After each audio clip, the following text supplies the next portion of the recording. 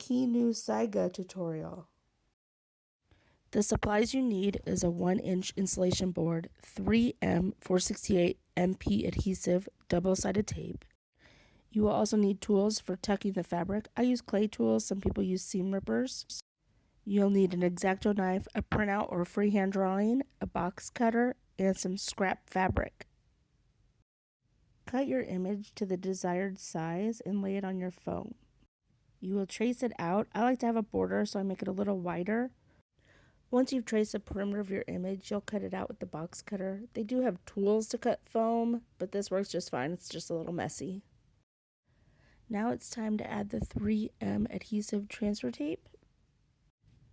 Since I bought my transfer tape as a roll, I have to do it in sections. So I do one large strip, I cut it with my X-Acto knife, then I piece the transfer tape on in sections. And then I tape the printout onto the 3M transfer tape. I use my X-Acto knife to cut around the outer edges of the dark lines. I make sure to go at least 1 centimeter deep in the board.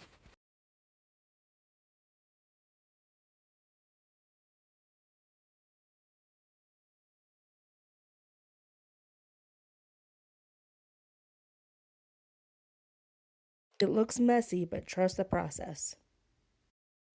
Since I use the 3M roll, I have this little split right here on my cross. I'll go ahead and remove both sections, cut the fabric out, and tuck it in around the perimeter of the entire cross. Now the fun part. One at a time, peel back the 3M transfer tape. Cut fabric a little bit wider than the area you wish to cover. You'll begin tucking around the edges. Lift your fabric to make sure your lines are accurate and push down with light pressure.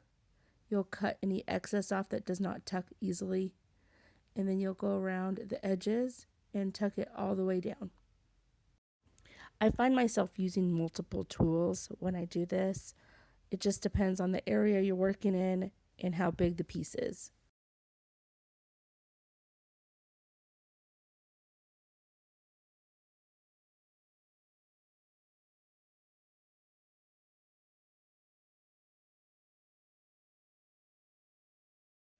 Depending on the size of the section, it does get a little bit difficult. As you can see with this green section, it is a very tight squeeze. I cut off the excess, but with this styrofoam, it kind of pushes it down. So I use my tool to kind of bring it up a little.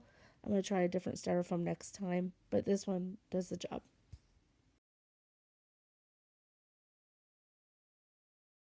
Some people like to put wood frames around theirs. I like to wrap my fabric around.